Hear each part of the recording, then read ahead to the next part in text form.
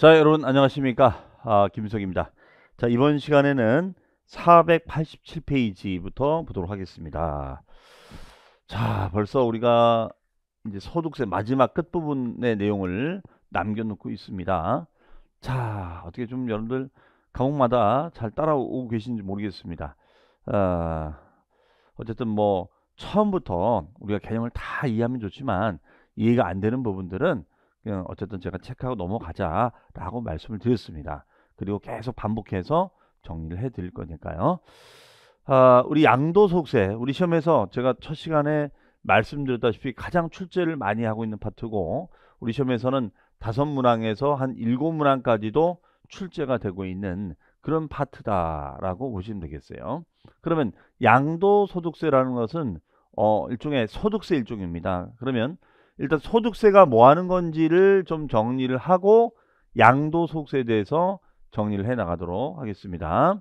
그러면 소득세라는 세금은 어떤 세금인가? 자, 일단 소득세라는 세금은 이때 소득이라는 것은 개인의 소득을 말합니다. 개인이 돈을 벌었을 때 얻는 소득을 말하는 거예요.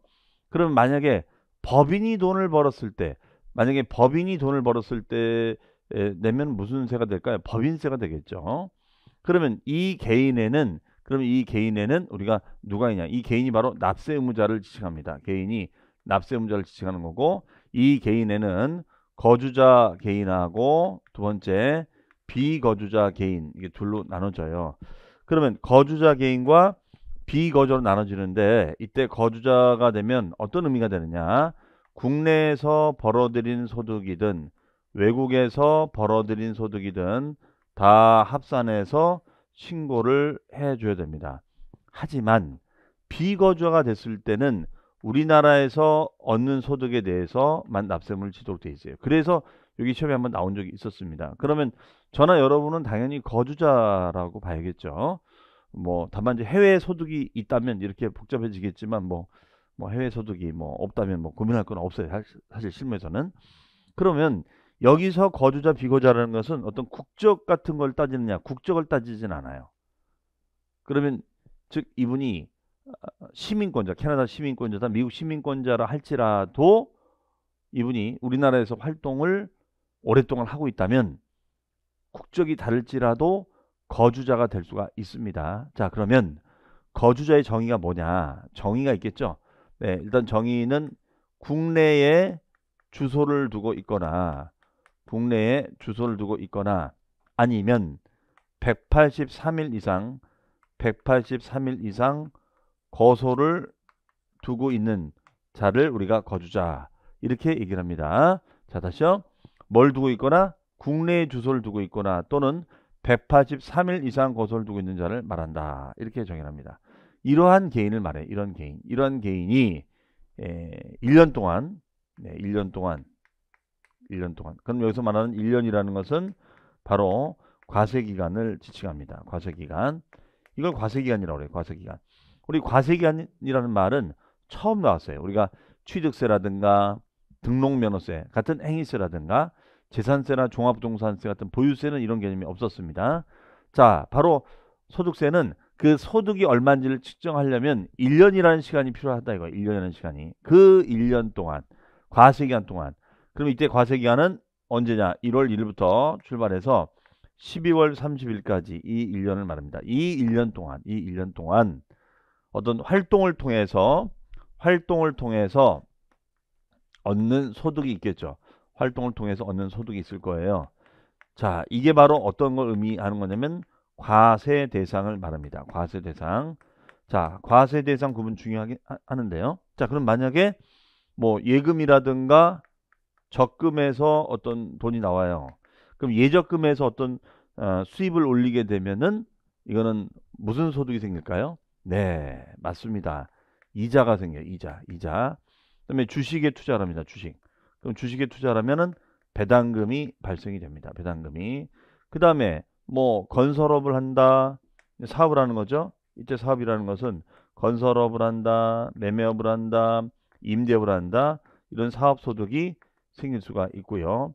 그다음에 직장을 다닙니다. 자, 직장을 다니면서 급여 등을 받아요. 그러면 급여 등을 받으면 요거는 근로소득이 될 거예요. 근로소득. 그 다음에 이제 노후 대비로 우리가 받을 수 있겠죠. 노후 대비로 받을 수 있는 게 뭐가 있을까요?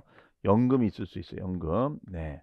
그리고 일시적이고 우발적으로 얻는 소득이 있다면 얘는 기타 소득이다. 이렇게 얘기를 합니다.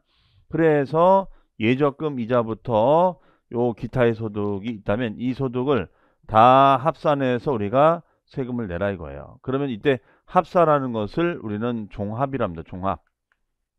이걸 종합소득이다. 이렇게 얘기해요. 종합소득. 그러면 이때 종합하는 이유가 뭐냐? 종합하는 이유는 합산되면 될수록 세금 부담률을 이렇게 올릴 수 있다 이거예요. 합산되면 될수록 세금 부담률을 올릴 수가 있다. 그러면 종합할수록 소득이 우리가 플러스가 되면 될수록 곱하기 세금의 부담률이 점점 우리가 올라가는 거. 자, 이렇게 되는 거예요. 그럼 이렇게 하는 이유가 뭐냐면 누진 효과를 위해서 우리가 종합과세를 하겠다 이런 얘기입니다. 그 다음에 이제 이런 상황에서 퇴사를 해요. 퇴사. 그럼 퇴사를 하면 퇴직금을 받겠죠. 그 다음에가 부동산을 팔면은 양도 우리가 소득을 받겠죠. 양도 소득이 얻어지겠죠. 그러면 그러한 소득이 있다면 어떻게 되느냐? 이런 소득과 퇴직금 양도소득은 합산하지 않고 별도로 분류해서 과세를 한다. 분류과세가 됩니다. 분류과세. 그럼 여기서 기억할 거는 양도소득은 합산과세가 아니라는 거예요. 왜 그럴까? 자, 여러분들 퇴직금이나 부동산 양도소득은 목돈소득입니다. 목돈. 이런 목돈을 여기다 집어넣어 버리면 안 된다는 거죠. 목돈을 여기다 집어넣어 버리면 세금이 눈덩이가 되는 거예요. 그렇기 때문에 이때는 분류과세를 하겠다 이런 얘기가 되겠습니다. 해석이요.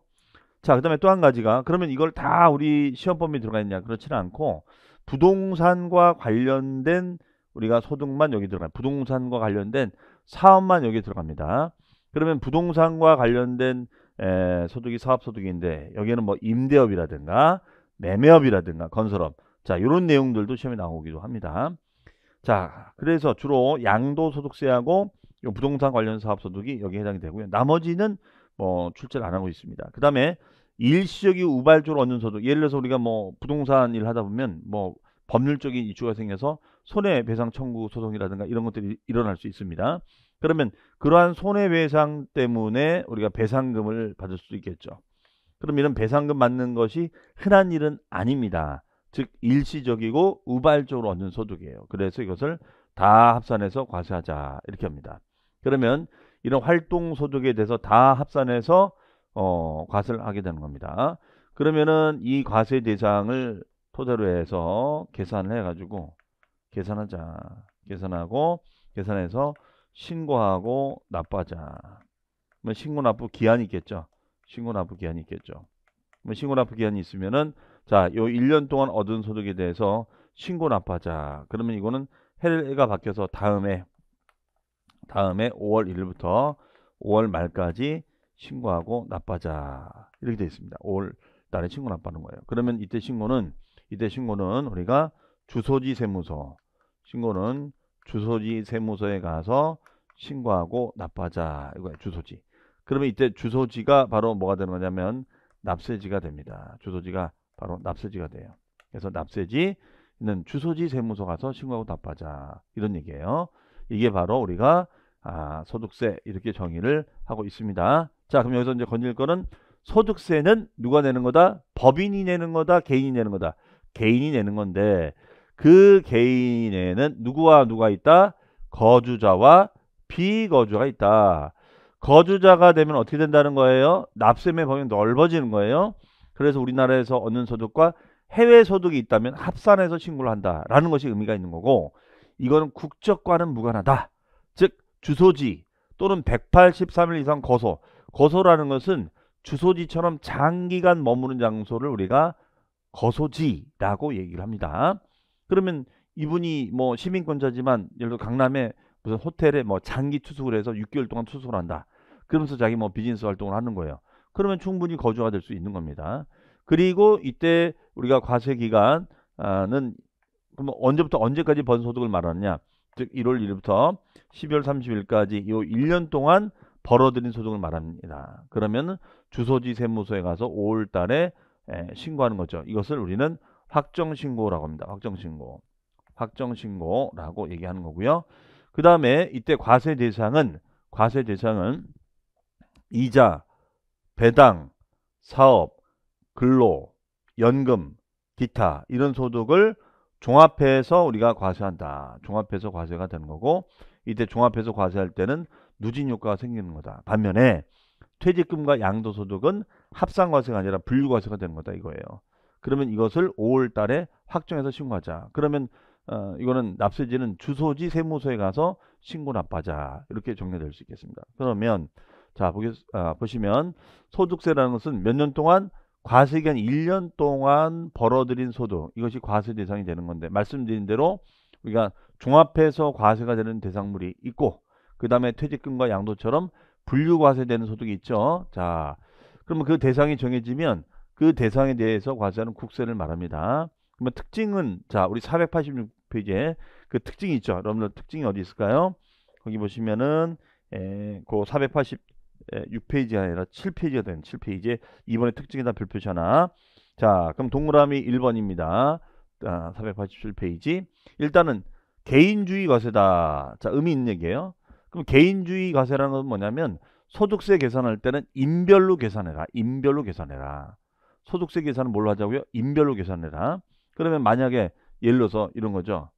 남편은 뭐 직장 다니는 남편분들의 로망이, 나는 직장을 다니고 부인을 이제 학원을 보내서 공인중개사 자격증을 따게끔 해서 중개업을 하는 거죠. 중개업을.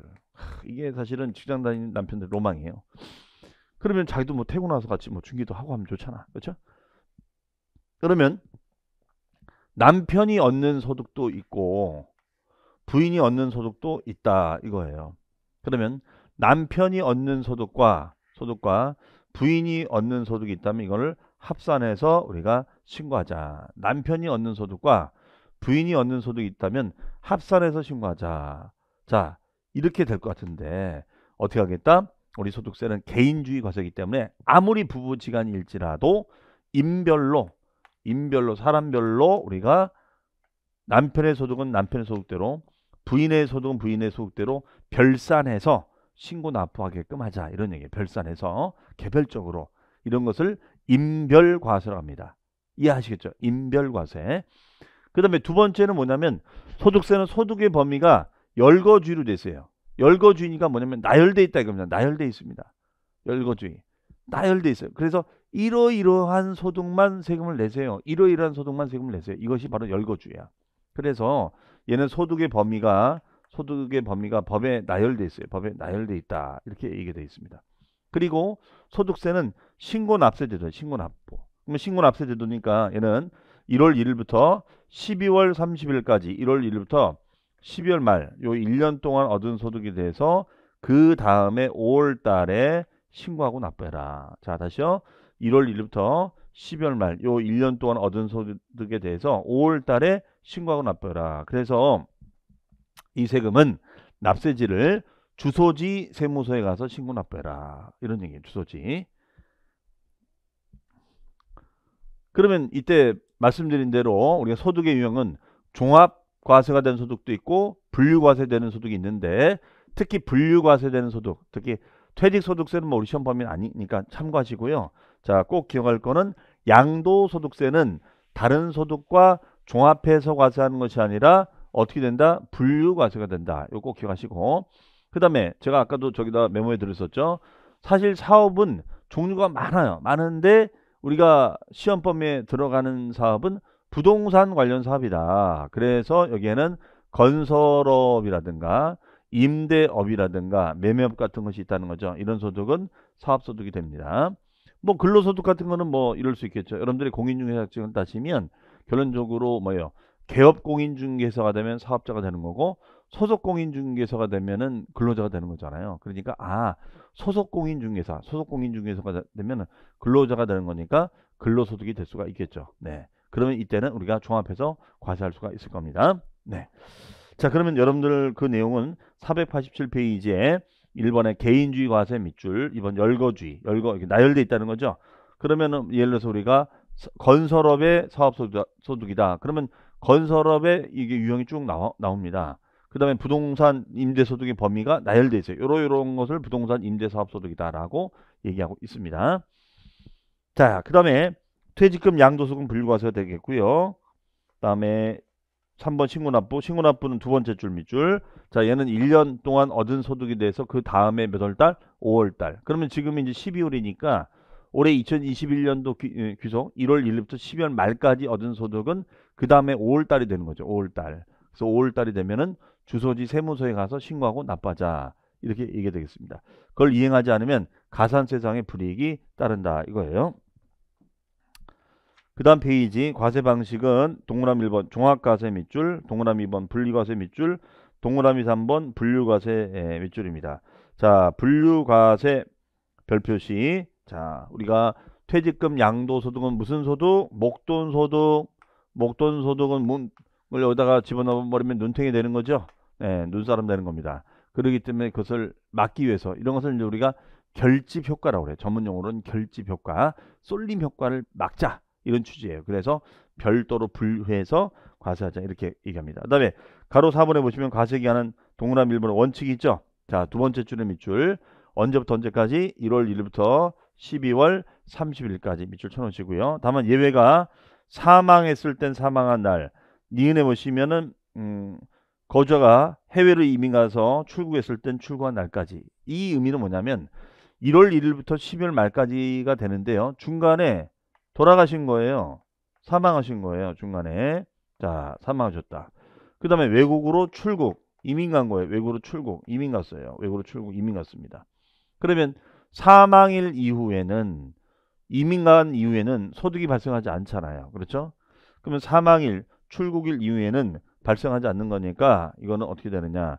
사망한 날까지, 출국한 날까지 발생한 소득만 신고하자. 그 다음 거는 이행할 필요가 없다. 이렇게 되겠죠. 없다. 이렇게 되겠어요.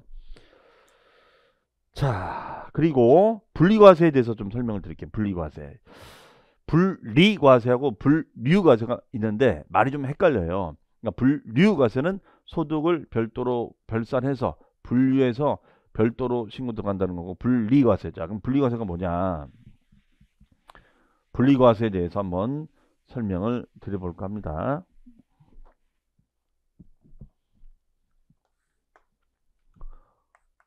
분리과세.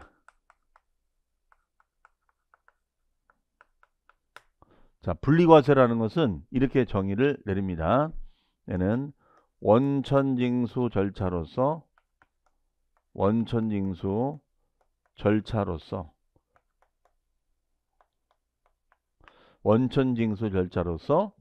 납세무가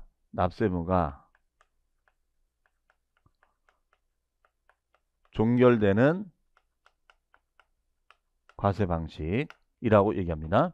자, 분리과세라는 건 뭐예요? 원천징수 절차로서 납세무가 종결되는 과세 방식을 분리과세라고 정의하고 있습니다. 그러면 원천징수는 여러분들 아시잖아요. 개업공인중개사가 소속공인중개사에게 급여를 주면 세금을 떼죠. 그게 원천징수예요. 그 원천징수만 하면은 납세무가 클로징 되는 거, 없어지는 것을 말한다. 이렇게 정의를 합니다. 이런 제도를 무슨 과세라고 한다? 분리과세라고 한다. 무슨 과세라고 한다? 분리과세라고 합니다. 분리과세. 자, 그러면 분리과세가 있는데 그러면 이때 이 제도의 장점 뭐냐면 그냥 소득을 지급할 때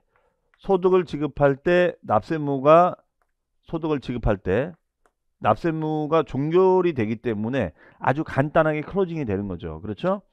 그래서 뭐 대표적인 사례가 우리 소득 임대소득 같은 경우에는 2천만 원 이하의 2천만 원 연 임대 수입이 2천만 원 이하가 되면 분리과세로 종결이 돼요. 연 임대 수입이 2천만 원 이하가 되면 종결이 됩니다. 얘는 그런 제도가 있어요. 그 다음에 자, 이번에 납세무자. 여러분들 그 밑에 보면 납세무자, 납세지가 있죠. 자, 납세무자에다가 별표시.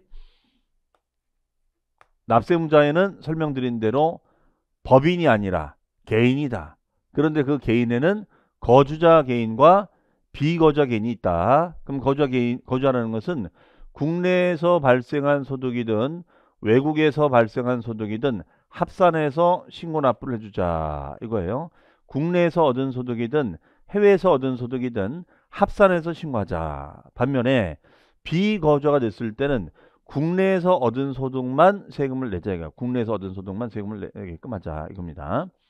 그래서 이 거주가 되면 국내에 주소를 두거나 아니면 183일 이상 거소를 둔 개인을 말한다. 그래서 여기서는 국적과 참고로 말씀드리면 얘는 국적과는 무관하다. 국적과는 우리가 무관하다. 이렇게 돼 있어요. 국적과는 무관하다. 그 다음에 납세의무자는 법인이 아닌 단체도 있습니다. 법인이 아닌 단체. 자, 법인이 아닌 단체. 그러면 법인이 아닌 단체 이거는 뭐 하는 거냐면요. 우리가 비법인이라고 해서 예를 든다면 동창회라든가 동창회 우리 비교적 그 동문회가 잘 된 데들은 뭐 기금도 많이 쌓아놓고 그걸 사용하잖아요. 동창회라든가 아니면은 또 뭐가 있냐면 종중, 네, 종중도 있습니다. 종중. 이게 법인이 아닌 단체를 말하는 겁니다. 그러면 법인이 되기 위해서는 어떤 자격을 갖춰야 되냐면요. 법인이 되기 위해서는 어떤 자격을 갖춰야 되냐면 일단은 법인 설립 등기를 해야 됩니다. 법인으로서의 설립 등기를 해야 돼요. 설립 등기. 설립 등기. 그러면 지금 법인격 없는 단체라는 것은 설립 등기가 안 돼 있는 거예요. 그리고 단체이기 때문에 개인도 아니죠. 그러면 겉으로 봤을 때, 즉 형식적으로 봤을 때는 법인도 아니고 개인도 아닌 거예요. 이해하시겠죠? 그런데 실질적으로는 이 실질적으로는 법인처럼 행동하고 개인처럼 행동한단 말이에요.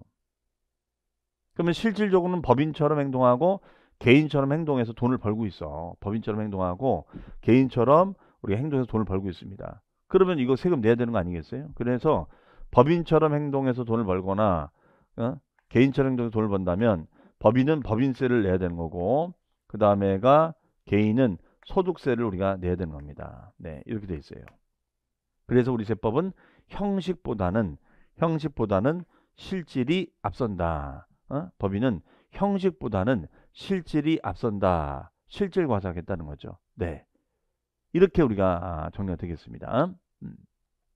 그래서 우리가 납세의무자는 개인과 법인이 있는데 법인도 아니고 개인도 아니다면 법인처럼 개인처럼 행동해서 돈을 벌자. 그렇죠? 자, 이 얘기예요. 네. 그러면 납세지는 어떻게 되느냐? 납세지라는 것은 결론적으로 납세지는 어떤 의미냐면 관할 세무서를 결정하는 기준이다. 관할 세무서를 결정하는 기준이다. 네. 그러면 관할은 우리가 주소지가 되겠고 그다음에 거소지가 됩니다. 네. 그래서 주소지 세무서라든가 거소지 세무서에 가서 신고하고 납부하자 이거예요. 이것이 납세지가 되는 겁니다. 그러나 만약에 주소지나 거소지가 없다면 우리가 이제 어떻게 되느냐? 비거주자 같은 경우에는 사업장에서 활동할 수 있단 말이에요. 이분이 뭐 예를 들어서 뭐 이럴 수 있죠. 뭐 원어민 강사다. 그러면 원어민 강사라고 한다면 뭐 거기 학원이 사업장이 되겠죠. 네. 그리고 뭐 그 학원에서 아카데미에서 뭐 방을 얻어준다든가 그럴 수 있잖아요. 네. 아니면 국내 원천 소득이 발생하는 장소를 말합니다. 이것이 비거주자가 됩니다. 반면에 거주자는 저나 여러분은 주소지가 있고 주소지가 없는데 이제 거소지 같은 경우에는 183일 이상 장기간 체류할 수 있는 장소를 거소지라고 하는 거예요. 그런 장소를 말하고 이런 것이 없으면 사업장 소재지를 납세지로 할 수가 있다. 이렇게 정하고 있습니다. 자, 그 다음에 양도소득세 의미 과세 대상입니다. 자, 그러면 이제 소득세의 이제 정의를 이제 알아봤고, 그러면 소득세의 일종이 양도소득세가 될 거 아닙니까? 그러면 이런 양도소득세는 어떤 특징을 가지고 있는지를 한번 보자 이런 얘기예요. 네, 얘는 어떤 특징을 가지고 있는지 보자. 자, 먼저 양도소득세 개념부터 보겠습니다. 양도소득세라는 것은 자, 말이 좀 어려워요. 부동산 등의 소유권 및 그에 대한 권리를 유상으로 우리가 이전해주는 법률 행위를 말합니다. 즉 이때 양도의 주체는 거주자와 비거주자로 나눠서 그런 개인이 양도했을 때 우리가 납세물을 얻게 되는 거죠. 개인 양도했을 때. 그러면 저나 여러분은 거주자가 되는 거잖아요. 그렇죠? 거주가 되는 겁니다. 자, 그래서 뭐 쉽게 얘기해서 이거죠. 우리 개인이 땅을 샀어. 그다음에 개인이 집을 샀어. 아니면 건물을 샀어. 그렇죠? 그래서 시세가 올랐어. 그래서 땅 팔고 집 팔고 건물 팔아요. 그러면 차익이 생겨. 그럼 차익이 생기면 내는 세금이 바로 소득세라고 얘기하는 거죠. 그렇죠? 자, 그러면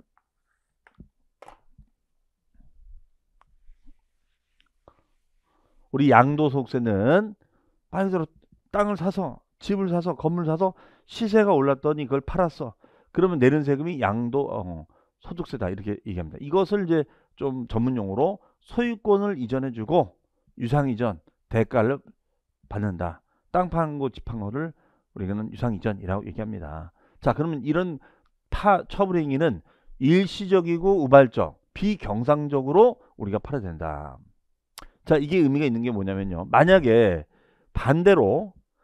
이게 반대로 계속적 그 다음에 반복적이 됐다. 계속적 반복적이 됩니다. 그럼 만약에 계속적 반복적으로 어떤 그 매매 차익이 생겼다. 그러면 계속적 반복적으로 매매 차익이 생겨서 소득을 얻으면 어떤 세금을 내는 걸까요? 얘는 무슨 소득이 될까요? 얘는 사업소득이 되는 거죠. 사업소득. 그럼 사업소득세를 내야겠죠. 사업소득세. 그래서 사업소득세는 계속적 반복적으로 얻는 소득을 말하고 우발적 비경상적으로 얻는 소득은 양도소득이다. 이렇게 얘기를 하면 되겠습니다. 그리고 얘는 국세다. 자, 국세니까 얘는 관할 세무서에다가 갖다 내는 세금이죠. 관할 세무서에다가 갖다 납부하는 세금이다. 이렇게 정의를 내립니다. 그리고 과세기한은 1월 1일부터 출발해서 12월 말까지의 기간을 말합니다. 그러면 그 기간 또한 얻은 소득에 대해서 그 다음에 5월 1일부터 5월 말까지 5월 달에 확정해서 신고하자. 이게 확정 신고예요. 그럼 예정 신고라는 건 뭐냐면 부동산을 팔자마자 매매하자마자 신고하는 것이 바로 예정 신고가 됩니다. 팔자마자 신고하는 것이 예정 신고가 돼요. 그러면 우리가 이 예정 신고가 중요하냐 확정 신고가 중요하냐라고 만약에 여러분이 묻는다면 이때는 예정 신고가 중요해요. 왜냐하면 우리 뒤에 가서 다시 얘기하겠습니다만 예정 신고는 팔자마자 신고하는 것인데 이거를 만약에 이행하지 않았다. 그러면 이걸 이행하지 않게 되면 가산세상의 불이익을 받아야 돼요. 가산세상의 불이익을 받도록 돼 있다 이겁니다. 가산세를 내야 돼요. 가산세를. 그러면 가산세를 안 내는 것도 절세가 되는 것인데 물게 되면 불이익이 되는 거잖아요. 그렇죠? 그 다음에 중요한 특징이 양도소득세는 분류과세가 됩니다. 종합과세 소득이 아니라 별도로 분류해서 우리가 과세가 된다. 이게 되겠죠. 그래서 퇴직금하고 양도소득은 별도로 분류과세가 된다. 자, 얘기예요. 그렇다면 거기 양도소득세 특징이 보시면 489페이지에 특징, 이번 특징의 기억. 자, 밑줄 사업성 없이 우발적 비경상적. 근데 만약에 사업성이 있으면 무슨 소득? 사업소득. 그런 게 대표적인 게 우리가 매매업이 되는 거죠. 대표적인 게 매매업이 된다. 이렇게 볼 수가 있겠습니다. 그 다음 페이지에 가보시면은 니은의 역시 양도세도 두 번째 줄 열거주의다. 이렇게 과세 대상의 범위가 나열돼 있어요. 이렇게 나열돼 있습니다. 범위 나열돼 있어요. 이런 것을 열거주의, 법에 나열된 소득만 과세하겠습니다. 이런 것을 열거주의라고 합니다. 그 다음에가 디귿에 보시면 밑줄 개인 단위 과세제도. 개인 단위 과세니까 인별 과세입니다. 인별로 우리가 과세하자. 그 다음에 리을의 분류과세 밑줄. 그 다음에가 미음에 보시면 신고. 얘는 신고제도예요. 그래서 그 그림이 또 돼 있죠. 납세무자라는 사람 그림이 있습니다. 자, 납세무자는 누구와 누가 있다고요? 자, 정리했죠? 거주자와 비거주자. 자꾸 이렇게 저랑 같이 말로 뱉어 보시는 겁니다. 그래야지 익숙해져요. 누구와 누가 있다고요? 거주자와 비거주자. 그리고 과세객체. 과세객체는 과세 대상이에요. 대상이 열거돼 있고 사실상 양도해라. 사실상 양도가 돼서 시세차익이 생기면 주소지 관할 세무서에다가 내라. 이때 주소지가 의미하는 바는 뭐예요? 납세지를 말한다. 납세지를 말한다. 이렇게 설명을 드렸습니다. 그다음에 이번에 과세 대상에 별 표시해 놓으시고요. 자, 지금처럼 말한 과세 대상이 이렇게 나열되어 있습니다. 일단은 이 과세 대상은 내용 보시면요. 과세 대상은 토지 건물이 있습니다. 토지 건물. 토지 건물. 그럼 주거용하고 업무용이 있고요. 그다음에 중요한 거는 부동산에 관한 권리가 중요해요. 부동산에 관한 권리. 부동산에 관한 권리도 양도할 수가 있습니다. 그다음에 기타 자산. 이것도 좀 알아두셔야 됩니다. 그다음에 주식. 근데 뭐 사실은 주식이라든가 파생 상품 이거는 이제 선물 옵션 거래예요. 선물 옵션 거래입니다. 선물하고 선물 옵션 거래를 말합니다. 선물 옵션. 근데 사실 뭐 이런 것들은 우리가 뭐 부동산 중개할 때 거의 쓰이지 않죠. 그러니까 요 대상은 거의 시험에 나오질 않고요. 지금 말한 부동산에 관한 권리하고 요 기타 자산 요게 우리가 출제를 많이 하고 있습니다. 그다음에 신탁 수익권. 자, 신탁 수익권이라는 것은 어떤 걸까요? 신탁 수익권은 이제 신탁 맡기는 거잖아요. 신탁을 맡기는 거죠. 이렇게 맡기는 거예요. 그래서 맡겨서 어떤 운용 수익이 생기면 그것을 신탁 수익이라고 하는 거고 그 신탁 수익에 대한 권한을 넘기는 거죠. 이게 신탁 수익권이 되는 겁니다. 그래서 프리미엄을 우리가 받고 넘기는 것을 우리가 말한다. 이렇게 얘기가 되겠습니다. 네, 그래서 주식, 그다음에 파생 상품, 신탁 수익권, 네, 이렇게 됩니다. 자, 요거예요. 그다음에 부동산에 관한 권리, 기타 자산 이렇게 돼 있어요. 부동산에 관한 권리, 기타 자산 이렇게 돼 있습니다. 그러면 부동산에 관한 권리는 뭐가 있냐? 지상권이 있다. 지상권. 이걸 용익물권이라고 하죠. 우리가 용익물권. 지상권은 용익물권이야. 용익물권. 그러면 지상권 양도할 수 있죠. 지상권. 그렇죠? 지상권이라는 것은 뭐예요? 지상권은 땅 위에다가 이렇게 건물 같은 거를 세울 수 있는 권리. 이게 지상권이야. 이게. 그다음에 전세권. 전세금에 대해 설정할 수 있는 권리가 전세권이고요. 그다음에 부동산 임차권이 있는데 부동산 임차권은 채권이야. 얘는 채권입니다. 채권인데 여기에 등기란 의사표시가 돼 있으면 등기란 의사표시가 되면 어떻게 바뀌느냐? 얘가 물권처럼 바뀌어요. 이것을 우리는 물권화라고 합니다. 물권화. 즉 물권화는 물권으로 동지가 된다 이거죠. 물권처럼 양도가 될 수 있다. 그 다음에 조합원의 입주권입니다. 자, 조합원의 입주권은 재개발 재건축 아파트에 입주할 수 있는 자격이 조합원의 입주권입니다. 그 다음에 분양권. 자, 분양권, 입주권하고 분양권 여러분들 들어보셨을 텐데, 좀 비슷해요. 근데 입주권하고 분양권의 이런 그 개념상의 차이가 있어요. 입주권은 말 그대로 재건축, 재개발 아파트에 입주할 수 있는 자격이고, 부동 받을 수 있는 권리인데, 차이가 뭐냐면, 입주권은 동호수가 지정이 안 된 거예요. 입주권은 동호수가 지정이 안 된 거고, 분양권은 동호수가 지정이 된 겁니다. 얘는 동호수가 입주권은 지정이 되지 않은 거고요. 분양권은 동호수가 지정이 된 거예요. 네, 이것을 입주권, 분양권이라고 지칭하고 있습니다. 그 다음에 토지나 주택 상환 채권이 있습니다. 자, 땅이나 우리가 채권을 발행해요. 채권을 발행하면 우리가 토지로 받을 수도 있고 집으로 받을 수도 있거든요. 자, 채권을 발행하면 땅이나 우리가 주택으로 토지나 주택으로 받을 수 있어요. 이것이 상환 채권이 됩니다. 상환 채권. 이게 상환 채권이 돼요. 자, 그러면 땅이나 주택으로 우리가 상환받는다 이거죠. 이것을 부동산에 관한 권리라고 얘기를 합니다. 그 다음에 이제 기타 자산은 특정 주식, 특정 법인의 주식이 있고 특정 실물 이용권 회원권. 이거는 이제 골프 회원권이나 콘도 회원권. 예. 우리 골프 회원권도 이제 사면은 이제 연간 회원권 이용할 수 있잖아요. 그러면 여기에도 피가 붙어요. 뭐 요즘 뭐 골프장 난리지 않습니까? 골프장이 워낙 인기를 많이 끌고 있기 때문에 그래서 여기는 요즘 피가 많이 붙죠. 코로나 때문에 더 그렇습니다. 그 다음에 사업에 사용하는 자산과 함께 양도하는 영업권. 이때 영업권이라는 것은 권리금적 개념을 말해요. 권리금. 일종의 권리금적 개념을 말합니다. 권리금. 그래서 이때 주의할 점은 함께라는 단어가 꼭 들어가야 돼요. 왜 그런지는 다음 시간에 좀 설명을 드릴게요. 요거하고 그 다음에 또 함께자가 붙는 게 또 있는데 함께자가 붙는 것이 있는데 보니까 특별법에 따라 양도하는 이축권. 이축이라는 것은 개발제한구역. 여러분들 개발제한구역 배우셨죠? 그린벨트라고 보통 지칭하잖아요. 즉 그린벨트 지역의 개발 제한 구역 안에서 옮길 수 있는 권리가 이 주권입니다.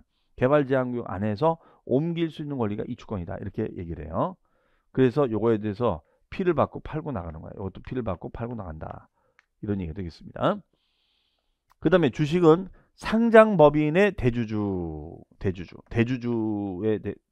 세금을 내야 됩니다. 그럼 만약에 대주주가 아니라면 해당 사항이 없는 거고요. 네. 그래서 이렇게 부동산, 권리, 기타 자산, 주식, 파생상품, 신탁수익권 요게 있습니다. 자, 그러면 여기에다가 프리미엄을 붙여서 팔면, P를 붙여서 팔면은 양도세를 내라. 이런 얘기 되겠습니다. 예. 자, 그러면 이제 이런 상세한 개념 등에 대해서는 우리가 다음 시간에 한번 또 설명을 제가 드리도록 하겠습니다. 기타 자산. 자, 그러면은 잠시 뒤에 과세 대상에 대한 얘기부터 다시 한번 출발하도록 하겠습니다. 자, 잠시 뒤에 뵙겠습니다. 감사합니다.